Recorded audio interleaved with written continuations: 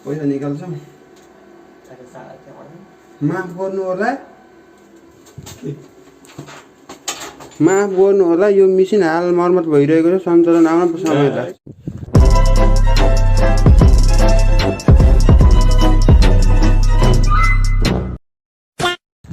Hello guys, welcome to my new blog. अहिले चाहिँ बिहानको 5 बज्नु थाल्यो। हामी चाहिँ बिहान बिहानै अनि गाउँ जान लाग्यो। हिजो साँझमा भाइ मात्र जान पनि प्लानिङ थियो, अनि म बिहान भाइलाई छोड्न आएको थिएँ। 5 बजेको गाडी छ, जान छोड्न जानु भनेको थिएँ। अनि मलाई पनि जान मन लाग्यो गाउँ।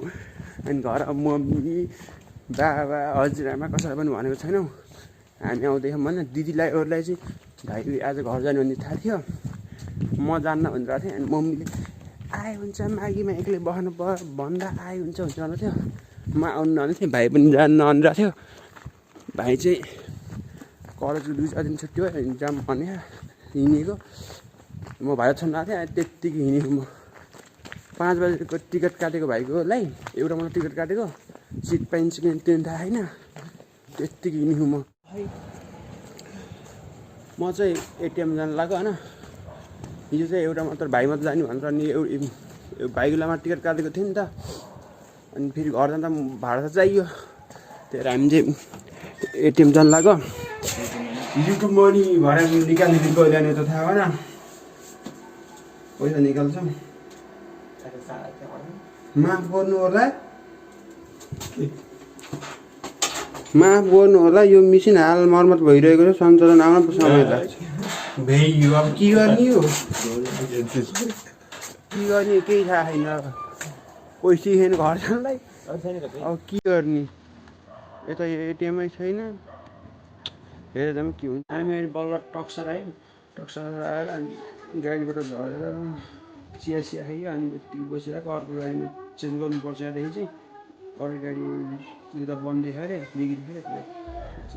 फोन गरेको बाटोमा आउँदा गाडीमा गर्छु भिडियो गर्छु भनेको, अलिक खुट्टा राख्ने ठाउँ थिएन, यताउति भएर थिएन। पैसा थिएन नि त, म आउँदा पैसा नै।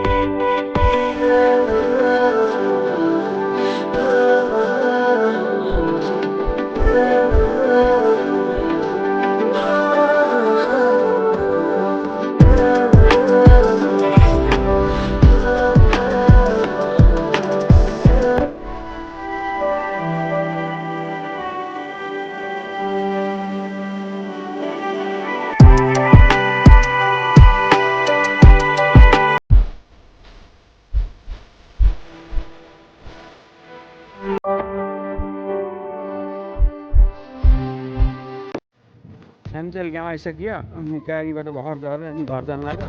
गाडी चाहिँ आयो, कसैलाई पनि थाहा छैन हामी आएको भन्ने। गाउँमा कसैलाई थाहा छैन। गाडीवाला दाइले दाइले पनि भड्का त भन्नु पर्थ्यो, यता चाहिँ भन्नुभएको थियो। कोही मम्मी चाहिँ मिलाएर जानुभएको गरेँ, त्यस्तै सुनेको थिएँ। रिल जानुभएको अरे, मिलाएर सबजना गफन भन्दै थिएँ। अहिले जानु भएर आइयो। यो हाम्रो गाउँ। आज हामी नबनिकन घर आउँदा बेला कस्तो लाग्यो भन्नु त?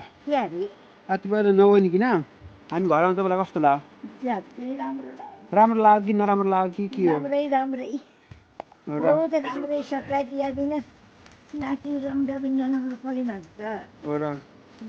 भोलि कसको श्राद्ध हो र? भोलि हजुर हाम्रो जिजो हजुरमा कसको श्राद्ध भोलि? म त आउँछु नि थाहा थिएन म त यत्तिकै एक्काइसकेको बिहान उठिँदै पनि मुख पनि धोएन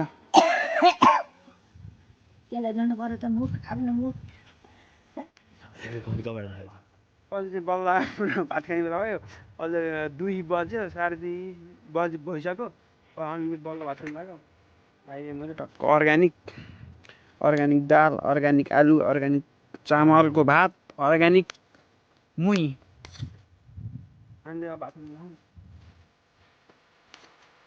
2:30 हुनु लाग्यो यहाँ चाहिँ 6-7 महिनामा घर आयो त्यही भएर घिउ मात्र हाले मेरो फेभरेट हो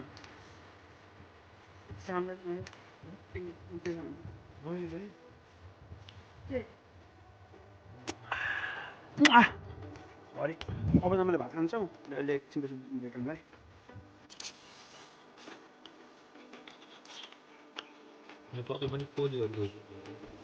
चल्दामा उखान लाग्यो भात खाइयो अनि चिया पनि खाइयो अनि उमाइ लगायो